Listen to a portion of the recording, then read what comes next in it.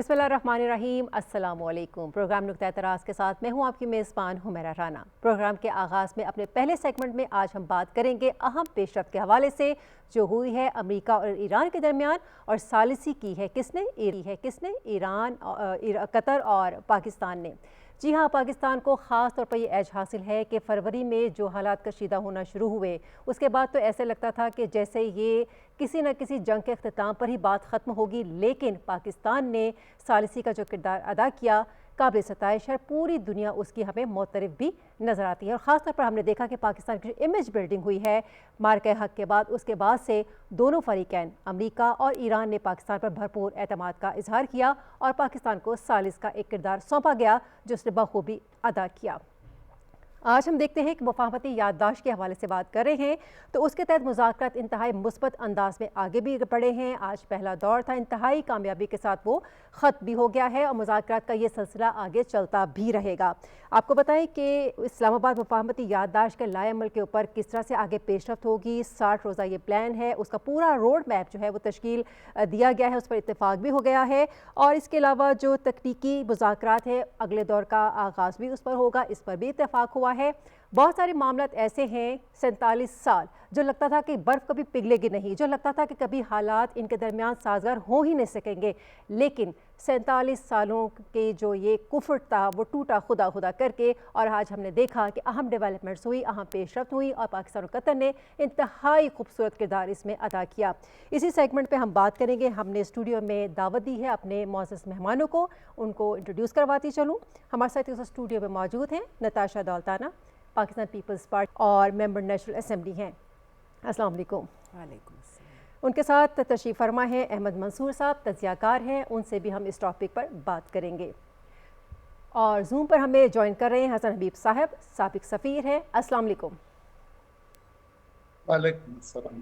ہمارے تینوں معزز مہمانوں کا بہت شکریہ، آپ تشریف لائے، اور آبویسلی ہم جس ٹاپک پہ آج بات کرنے جا رہے ہیں اس پر اپنا تجزیہ بھی دیں گے، ایک انالیسس ہمارے سامنے آئے گا۔ یہ دیکھا ہم نے نتاشا دولتانہ صاحبہ کہ 47 سال کی ایک تعطل کا شکار کہہ لیجئے کہ ایک برف جو تھی اور حالات جو تھے وہ کبھی لگتا ہی نہیں تھا کہ وہ برف بھی کبھی پگھلے گی، حالات کبھی سازگار بھی ہوں گے۔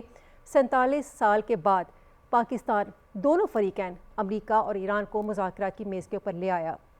آبویسلی بہت سارے چیلنجز کا سامنا بھی تھا اور بڑی خوبصورتی سے پاکستان نے اس کو نبھایا بھی۔ آپ کیا سمجھتی ہیں کہ مذاکراتی عمل کے جو ثالث ہیں پاکستان اور قطر، کتنا مشکل تھا ان دونوں فریقین کو مذاکرات کی میز پر بٹھانا، اور آج جو اہم ڈیولپمنٹس ہوئی ہے پوری دنیا میں اس کی پذیرائی ہو رہی ہے، کیا کہنا چاہیں گی آپ؟ بسم اللہ الرحمن الرحیم۔ میں سب سے پہلے تو مبارکباد پیش کرنا چاہوں گی پاکستانیوں کو اور ہمارے فیلڈ مارشل عاصم منیر کو، ساتھ ساتھ پرائم منسٹر شہباز شریف، اور اس کے ساتھ ساتھ میں قطر کو بھی مبارکباد پیش کروں گی کہ انہوں نے بڑا اچھا اور ایک پازیٹیو رول پلے کیا۔ اور آپ جیسے دیکھ رہے ہیں کہ آج پاکستان کے اندر، پوری دنیا کے اندر ایک پاکستان کا نام جو ہے وہ روشن ہے۔ یقیناً مجھے بڑی خوشی ہوتی ہے کہ پاکستان جو ہے اس وقت ایسی سفارتی جو کامیابی اس نے حاصل کی ہے، یقیناً یہ ہمارے لیے ایک بڑی خوش آئند بات ہے۔ یہاں پر میں کچھ یہ ضرور کہتی چلوں گی کہ یہ ہمارا جو معاہدہ ابھی طے پا رہا ہے، اور یہ 60 دنوں کا جو معاہدہ انہوں نے کیا ہے کہ 60 دن کے بعد یہ اپنی ٹاکس کو جو ہے وہ دوبارہ پراپر طریقے کے ساتھ معاہدے کو سامنے لے کر آئیں گے۔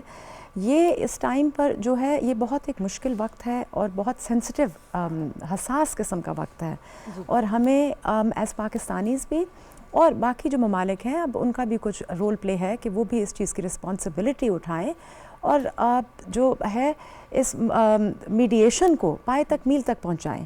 دیکھیں، یہ میں آپ کو کہتی چلوں کہ کتنی ڈیکیڈ سے ایک یہ مسئلہ جو ہے یہ چلتا آ رہا ہے، اور اس میں یقیناً بہت اس وقت جس جنگ کا جو زور و شور تھا اور جس طریقے کے ساتھ یہ جنگ لڑی گئی، یقیناً اس نے پوری دنیا کو ہلا دیا۔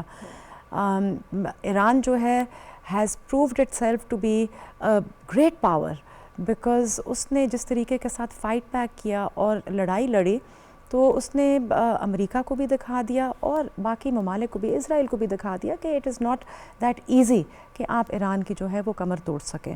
تو میں یہ کہتی چلوں کہ بڑی خوش آئند بات ہے، اور ہمیں یہ پاکستان جو ہے اس وقت گلوبل ڈپلومیسی کے سینٹر سٹیج پہ ہے، and I think it's absolutely great.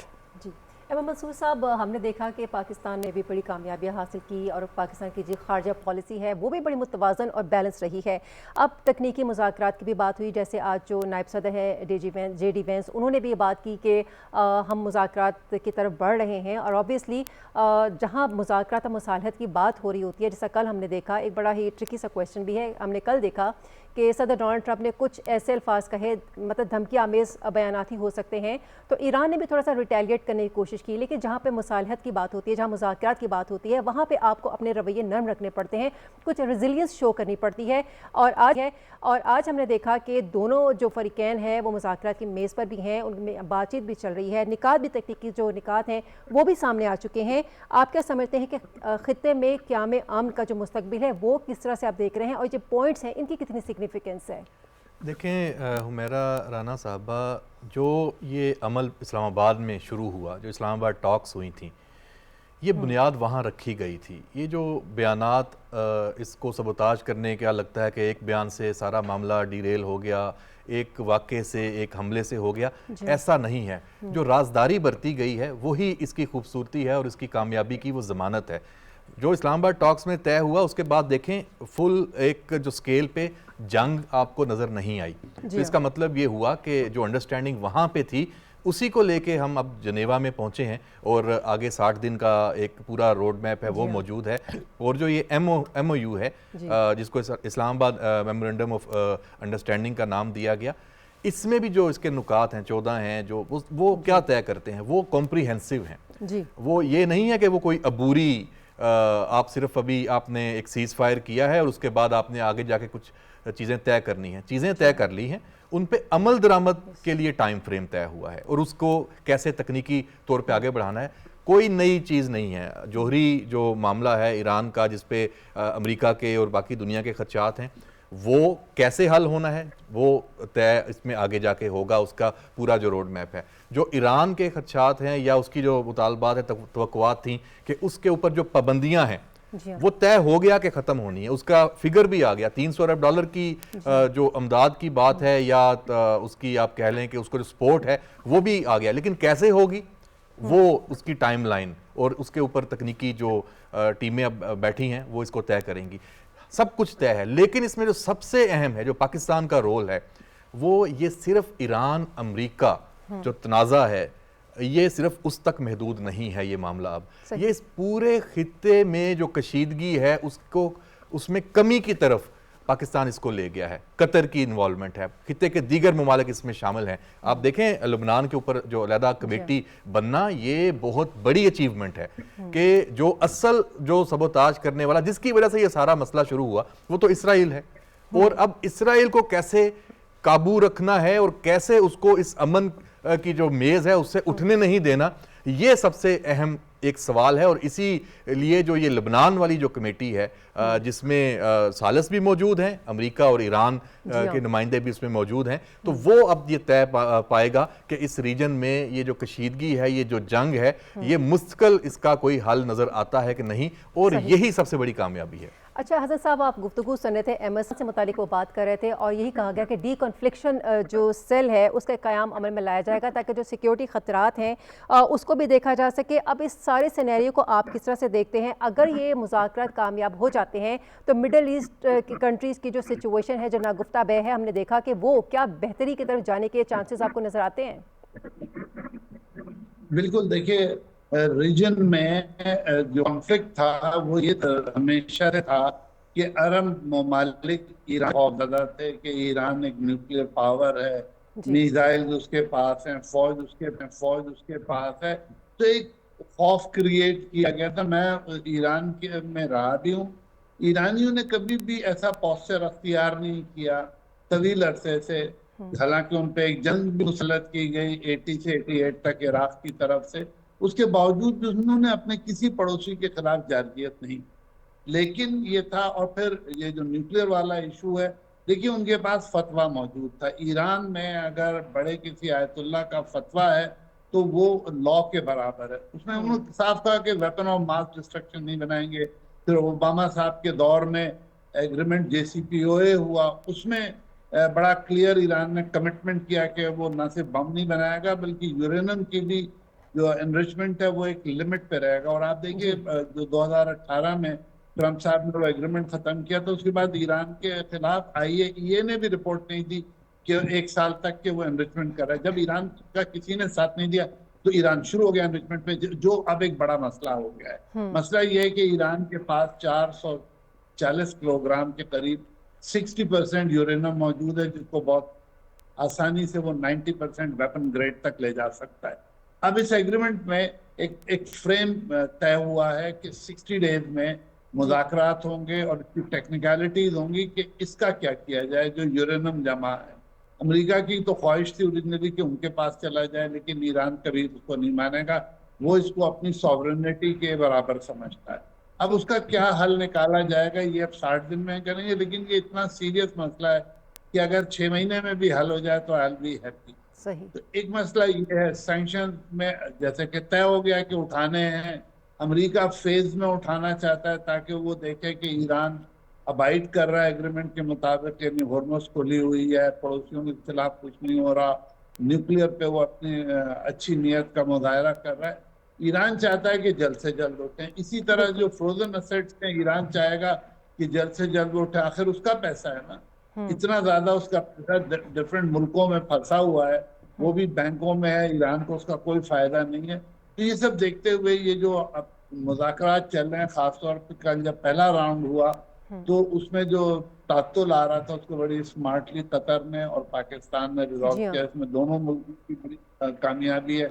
हमने सारे न सिर्फ दोनों बेलिजरेंट्स को अलग किया बल्कि तीनों को हमने, जो बाकी ममालिक हैं उनको भी हम साथ लेके चले। उसमें इजिप्ट भी शामिल है, टर्की भी शामिल है, सऊदीया भी शामिल है, कतर और पाकिस्तान तो थे, ओमान भी है। तो इन सब लोगों ने मिलकर काम किया। ये बड़ा मुश्किल है कि 1953 से जब अमेरिका ने मुसद्दक को इलेक्टेड प्राइम मिनिस्टर को सिर्फ इसलिए हटाया था कि उसने ऑयल नेशनलाइज कर दिया था। तो ये इसमें थोड़ा सा टाइम लगेगा कॉन्फिडेंस दोबारा बिल्टअप होने में। और मुझे अब उम्मीद है कि ईरानियंस भी जो हैं वो टेबल पे बैठे हैं, वो मुज़ाकरात करके इन मामलात को ख़त्म करें। बिल्कुल सही फरमाया आपने। ऑब्वियसली 47 साल का तातुल का शिकार रहे दोनों ममालिक के बीच में, तो ऑब्वियसली ओवरनाइट तो कोई चीज़ें ठीक हो नहीं सकती और मुतालबा के एक दूसरे के मानेंगे तो ही बात आगे बढ़ सकेगी।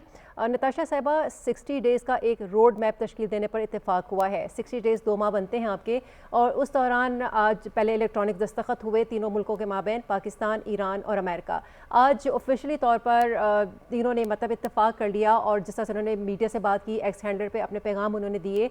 अब ये मेमोरेंडम ऑफ अंडरस्टैंडिंग है जिसके ऊपर सारी बात हो रही है। मुआहिदा 60 दिन के बाद होना है।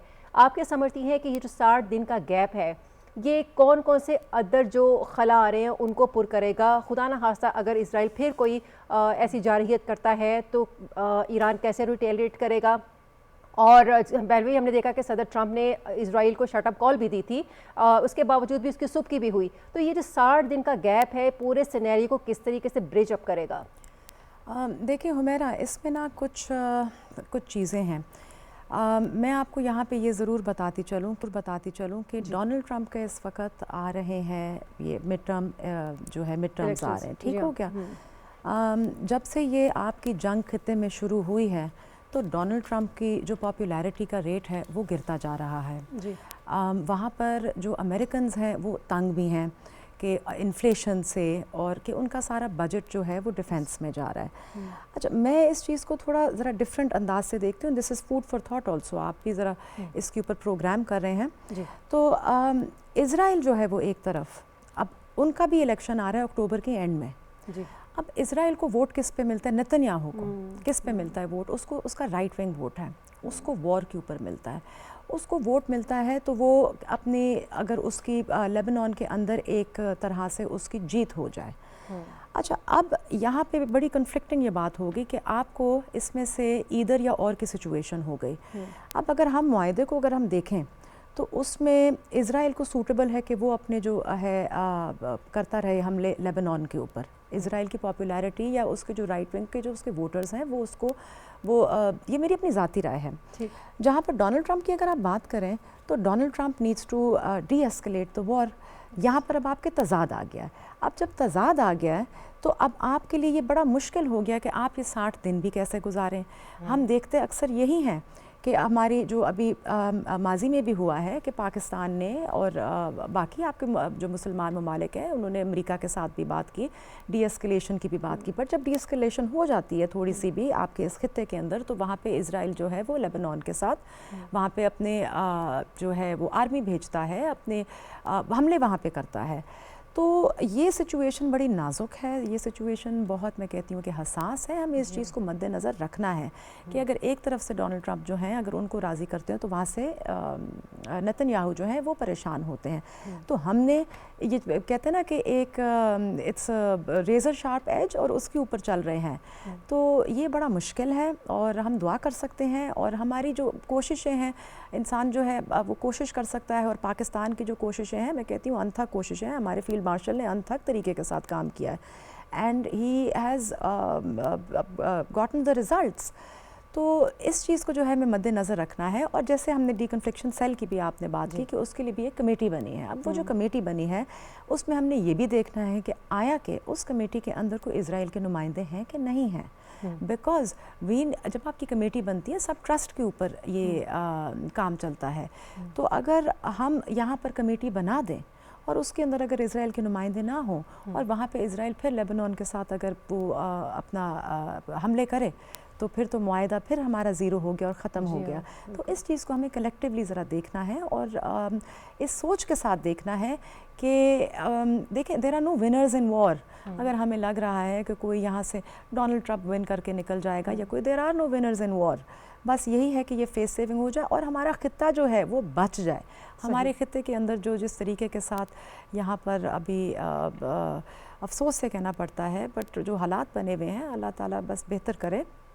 اور ہماری سب کی کوششوں کے ساتھ صرف پاکستان اور اب قطر کی بھی اس میں رسپانسبلٹی میں کہوں گی کہ نہیں ہے. اٹ از آلسو جو آپ کے باقی مسلمان ممالک ہیں. بالکل ایسا ہی ہے چونکہ 60 دن کی یہ جو ایک ٹائم لائن دی گئی ہے اوبویسلی وہ اسی چیز کو مد نظر رکھ کے دی گئی ہے کہ اس میں جو بھی پروس کونس ہیں وہ دونوں ممالک مل کر طے کر لیں جس کو جہاں کوئی خدشات ہیں ان کو دور بھی کیا جا سکے.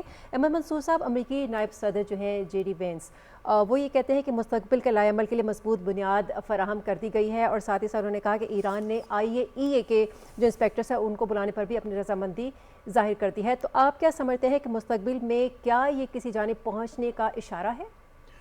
دیکھیں یہ جو عمل ہے یہ اس میں بہت ساری اس کی جہتیں ہیں. جو ایران کو سپورٹ ملنی ہے وہ اس پہ کام شروع ہے. جو اس کی تیل کی مصنوعات ہیں جو پیٹرو کیمیکل پروڈکٹس ہیں اس کی وہ ایکسپورٹ اب کر سکتا ہے. اس کو 60 دن کی اجازت مل گئی ہے جو اس پہ پہلے پابندیاں تھیں.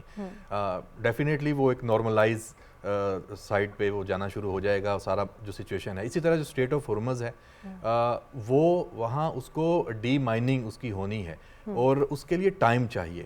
تو وہ پروسیس ہے. اس کے لیے امریکہ کی جو سپورٹ ہے یا جو اس خطے کے دیگر ممالک ہیں وہ بھی پرووائڈ کریں گے اور ساتھ ہی ساتھ کوئی غلط فہمی نہ ہو اس کے لیے ایک کمیونیکیشن جو لائن ہے وہ بھی بن گئی ہے. تو یہ ساری چیزیں ساتھ ساتھ چل رہی ہیں. جو آپ نے بات کی کہ وہاں جو وزٹ ہے ان کے جو جوہری تنصیبات کا اور یہ جو رکا ہوا تھا یہ ایران پہ یہ کوئی نئی اس نے اجازت نہیں دی.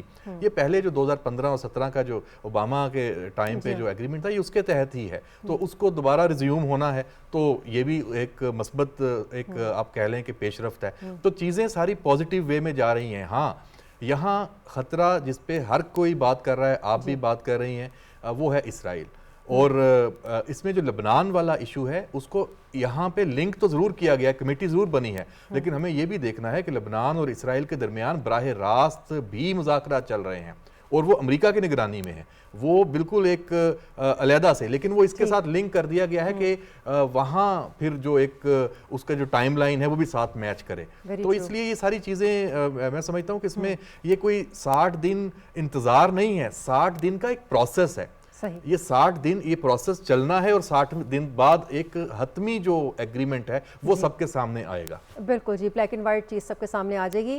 حسن حبیب صاحب, پاکستان نے فریقین کے درمیان جس طرح امن کا راستہ اختیار کیا, جس طرح مذاکرات کا راستہ اختیار کیا, مشکل ترین سفارت کاری تھی بیسیکلی اگر یہ کہا جائے, تو اس کی وجہ سے امن کا راستہ ہموار ہو گیا دونوں ممالک کے درمیان جو 47 سالوں سے ایک دوسرے کے حریف تھے, دشمن تھے. آج پوری دنیا وزیر اعظم محمد شہباز شریف, فیلڈ مارشل سعید عاصم منیر کی معترف نظر آتی ہے, اور اسی دوران ہم نے یہ بھی دیکھا کہ وزیر داخلہ محسن نقوی بھی ایران کے دورے پر جاتے رہے ہیں, ان کی کاوشیں بھی لائق تحسین ہیں. تو آپ کیا سمجھتے ہیں کہ پاکستانی قیادت کا دنیا کو یہ پیغام مل چکا ہے کہ سفارت کاری ہی تمام تنازعات کا واحد حل ہے, آپ کو مذاکرات کی میز پر آنا ہوتا ہے, جنگ و جدل تو کسی مسئلے کا حل نہیں؟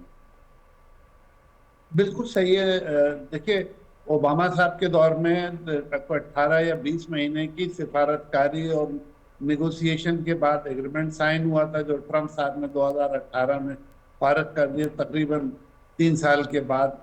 اچھا, وہ ہمارے پاس ایک ماڈل موجود ہے. جہاں تک ایران اور امریکہ کے درمیان سفارت کاری کر کے ان کو ٹیبل پہ لانا تھا, یہ ایک بہت مشکل کام تھا. میں نے پہلے بھی کہا 53 سے امریکہ اور ایران کے تعلقات کشیدہ تھے, بعد میں 79 کے بعد اسٹوڈنٹس نے ایمبیسی پہ قبضہ کر لیا. اس سارے ماحول میں دے نیڈڈ somebody جو دونوں ملکوں کے درمیان بیلنس رکھے, اور وہ صرف پاکستان ہو سکتا تھا. ہر عرب ممالک کے ملک کے ایران سے کوئی نہ کوئی ایشو تھا, یا وہ ٹوٹل پرو یو ایس زیادہ تھے, تو ہم اس وقت پہ ایمرج کرتے ہیں ایز اے نیوٹرل میڈیٹر.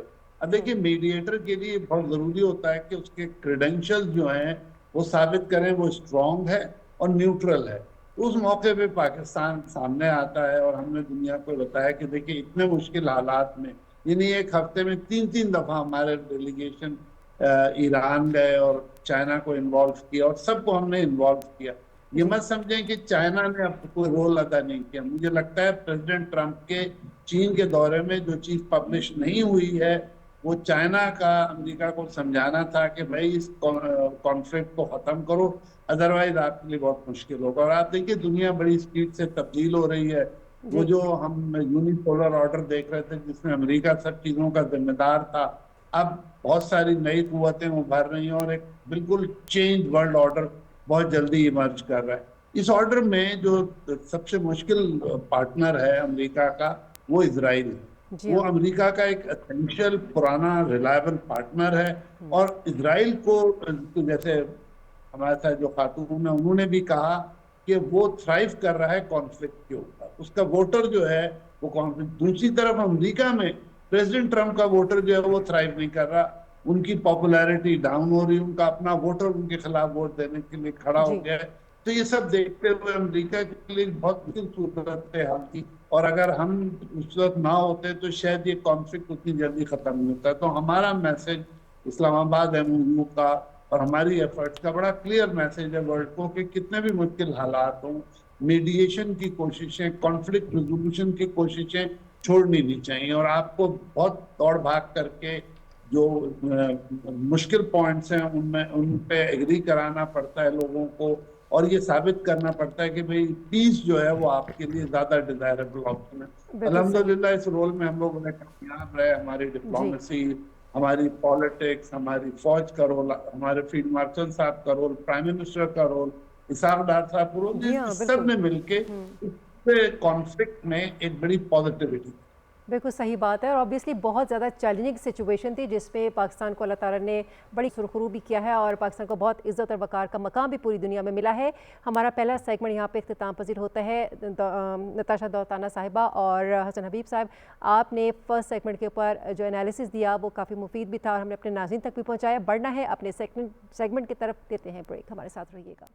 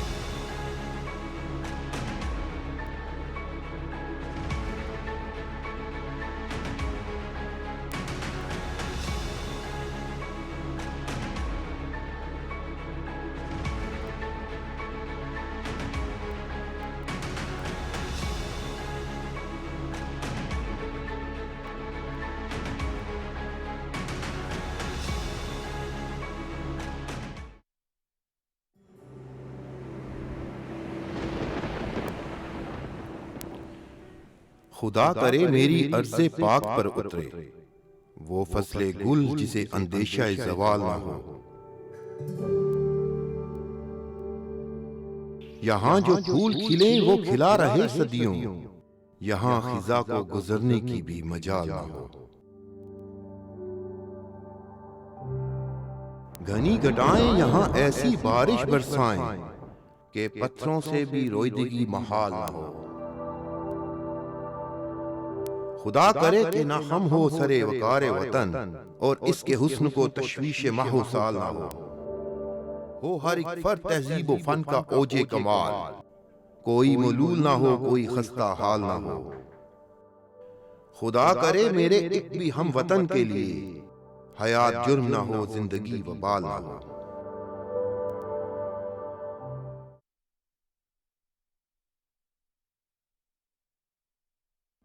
خواتین کا حق کے وراثت دینی حکم، آئینی حق اور قانونی ذمہ داری ہے. ارشاد باری ماں باپ اور رشتہ دار چھوڑ مریں، تھوڑا ہو یا بہت، اس میں مردوں کا بھی حصہ ہے اور عورتوں کا بھی. یہ حصے اللہ کے مقرر کیے ہوئے ہیں.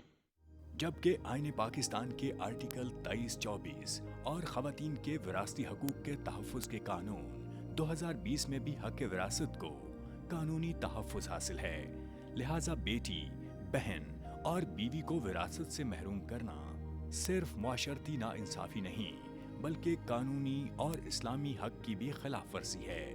حق وراثت کو رسم و رواج کے تابع نہ بنائیں بلکہ قرآن اور آئین کے مطابق تقسیم کریں. خواتین کا حق وراثت دینی فریضہ، قانونی ذمہ داری.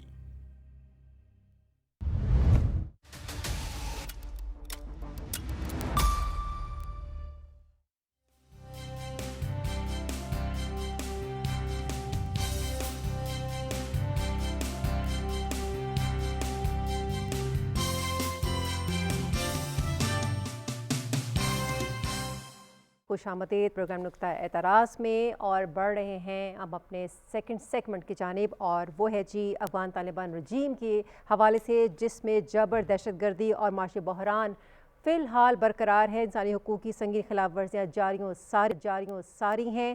طالبان رجیم کے زیر تسلط آزادی صحافت زوال کا شکار ہے، خواتین کی بے حرمتی کی جاتی ہے، عوام معاشی بحران کا شکار ہے.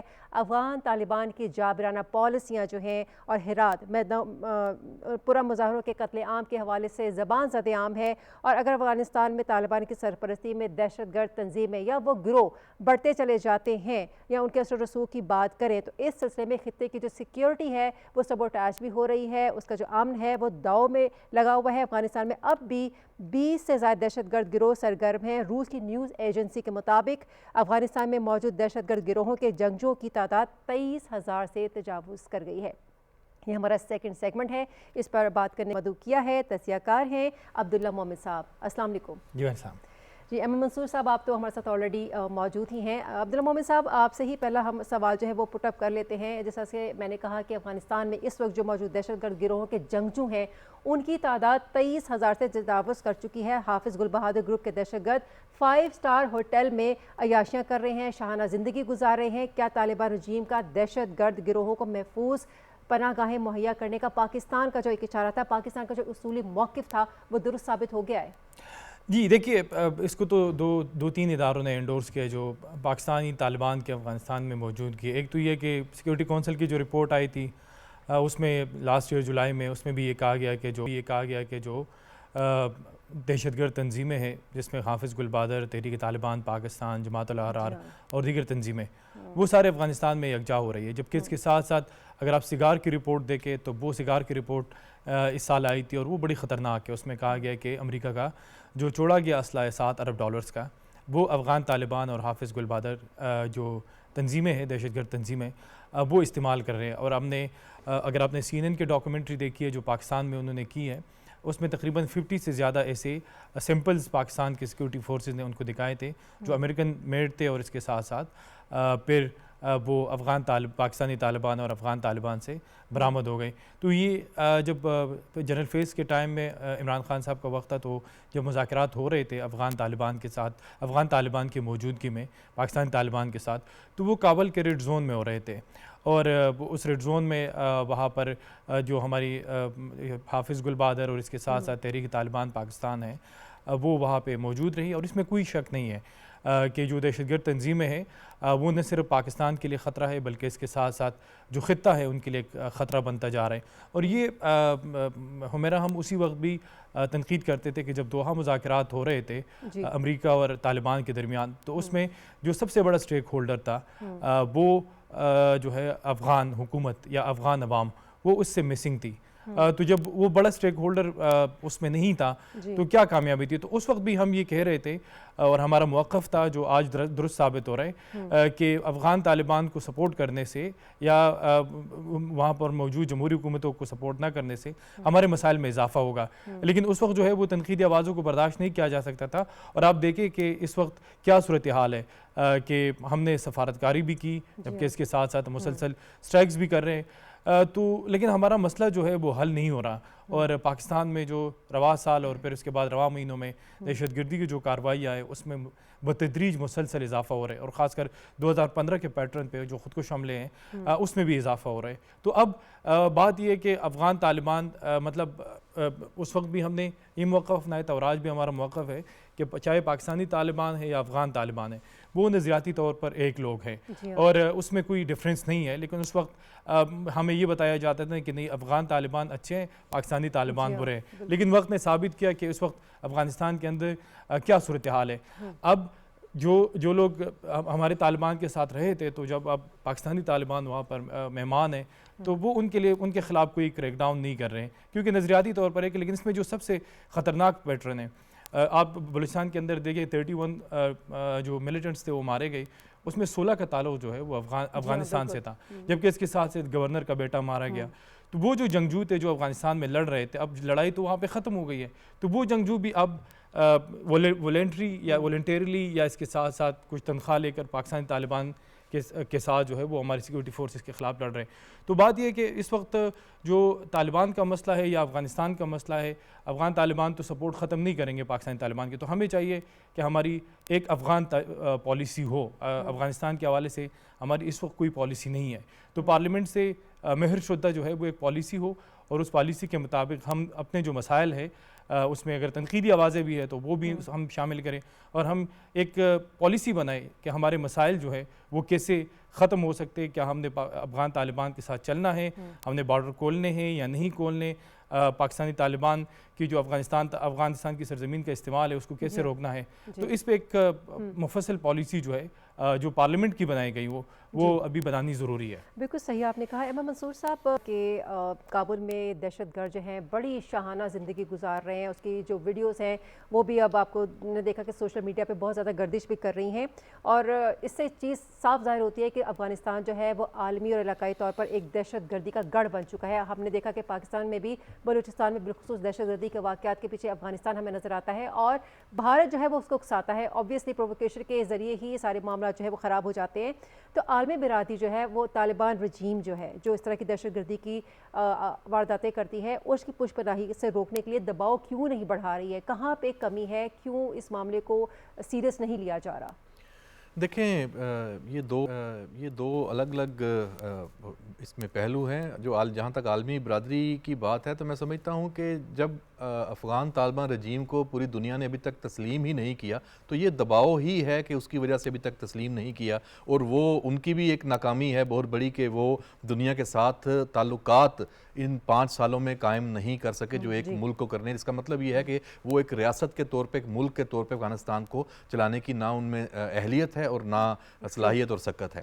تو جو اس حوالے سے پاکستان نے پوری دنیا کو باور کرایا، آج ساری دنیا ہم آواز ہے اور اس بات کو اسٹیبلش یہ ہو چکا ہے فیکٹ کہ افغان طالبان رجیم وہ دہشت گردوں کی پشت پناہی کر رہی ہے. جب ہم بات کرتے ہیں کہ وہ سہولت کاری کرتے ہیں پاکستان کے اندر جو دہشت گردی ہوتی ہے، تحریک طالبان پاکستان یا جتنے بھی ساتھ منسلک اس کے گروہ ہیں وہ وہاں سے ان کو ایک لاجسٹک سپورٹ بھی ہے اور اس کے علاوہ بھی ہر طرح کا تعاون موجود ہے اور پھر پاکستان میں ہم حملے بھی دیکھ رہے ہیں. یہ جو آپریشن غضب للحق ہے اس کے جو اہداف ہیں وہ بھی یہ بتاتے ہیں کہ وہاں یہ ساری سپورٹ، یہ ٹھکانے، یہ لاجسٹکس وہاں موجود تھی جن کو پاکستان نے ٹارگٹ کیا ہے، افواج پاکستان نے، اور کر بھی رہے ہیں۔ دوسری طرف جو کابل کا جو سیف زون ہے، جیسے عبداللہ محمد صاحب بھی بتا رہے تھے کہ وہاں جو گرین زون ہے، جو سفارتی علاقہ بڑا سیکیورڈ گنا جاتا ہے، اس پہ ماضی میں بھی رپورٹس آئی ہیں۔ یہ تو ابھی حالیہ تصویر ہے نا، آج جو سامنے آئی ہے، سوشل میڈیا پہ وائرل ہے کہ جو انٹر کانٹیننٹل ایک 5 اسٹار ہوٹل ہے، وہاں جو حافظ گل بہادر کے جو جنگجو ہیں وہ بڑے مطمئن اور بڑے ایک طرح سے وہ کہہ لیں کہ سیلیبریشنز کوئی کر رہے ہیں اپنی، وہ وہاں ان کی موجودگی ہے۔ تو افغان طالبان رجیم کی سرپرستی میں وہاں موجود ہیں۔ اور جو گرین زون ہے وہاں جو نور ولی محسود اور جو دیگر ان کی لیڈرشپ ہے، طالبان قیادت ہے یا جنگجو ہیں، دہشت گرد ہیں، اور جو دنیا کو مطلوب ہیں، وہ وہاں پہ ان کو رکھا ہوا تھا۔ اور وہاں جو دنیا کے مختلف سفارت خانے یا سفارتی جو وہاں پہ عملہ تھا، تو ان کی طرف سے بھی یہ خدشات تھے کہ کوئی کولیٹرل ڈیمیج جب کوئی وہاں پہ ایسی کوئی کارروائی ہو جاتی ہے تو اس میں وہ وہاں پہ نہ ہو سکے۔ تو پاکستان ڈیفینیٹلی جہاں میں سمجھتا ہوں کہ ثبوت موجود ہوں گے، پتہ چلے گا اور پاکستان ان کو ٹارگٹ کرے گا، تو اس میں کوئی دو رائے نہیں ہے۔ اور دوسری بات یہ ہے کہ افغان طالبان رجیم اور پاکستان، میں نہیں سمجھتا کہ یہ اکٹھے چل سکیں گے کسی معاملے پہ اب، کیونکہ پاکستان نے ساری کوششیں کر کے دیکھ لی ہیں۔ اور جو ایک جو اعلیٰ جو سیکیورٹی جو آفیشلز ہیں ان کے ساتھ ایک ملاقات بھی ہو رہی تھی، وہاں بھی یہ کلیئرٹی سامنے آئی ہے کہ افغان طالبان رجیم جس نے اپنے وعدے پورے نہیں کیے، تو ان کے خالی جو کوئی بیان ہو گیا، کوئی وعدہ ہو گیا، اس پہ پاکستان اب آنکھیں بند کر کے عمل نہیں کر سکتا جب تک کوئی عملی جو صورتحال سامنے نہ آ جائے۔ اور عملی صورتحال کیا ہوگی؟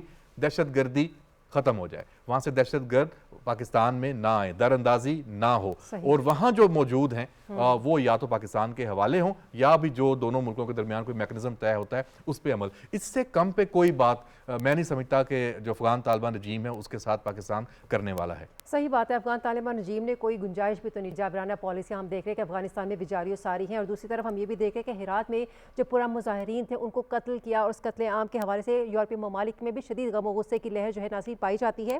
مظاہرین نے سویڈش حکومت اور جو یورپین یونین ہے افغان طالبان رہنماؤں کے حوالے سے بھی انہوں نے داخلے پر مکمل پابندی عائد کر دی ہے۔ مومن صاحب، اب یہ جو پابندی عائد کرنے کا مطالبہ کیا گیا ہے سویڈش حکومت سے بھی، یورپی یونین سے بھی، افغان طالبان رجیم کے لیے، کیا سویڈش اور یورپی ممالک ان مطالبات پر غور کریں گے؟ چونکہ اب تو ہر چیز روز روشن کی طرح یہاں آ چکی ہے، ویڈیوز بھی وائرل ہیں، پھر ہم نے پاکستان کے حالات بھی دیکھے، اب تو یورپین کنٹریز میں بھی یہ سارستہ کے جو حالات ہیں وہ خراب ہو گئے ہیں۔ تو کس طریقے سے ہم اس سچویشن کو کام ڈاؤن کریں گے؟ کیا ان حکومتوں کو واقعی غور کرنا چاہیے؟